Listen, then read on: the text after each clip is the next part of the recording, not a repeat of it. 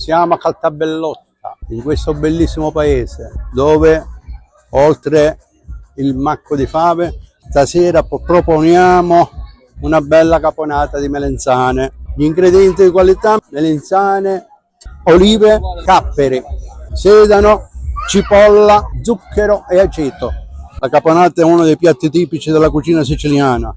La caponata è nata fatta con il pesce, il capone. Poi giustamente anche in montagna, non essendoci il pesce, l'abbiamo fatta con le verdure.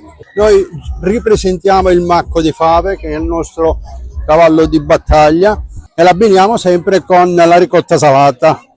Noi che siamo nei paesini siamo ambasciatori del gusto. Buonissimo, complimenti allo chef.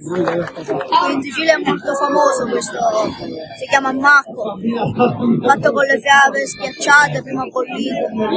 Gusto.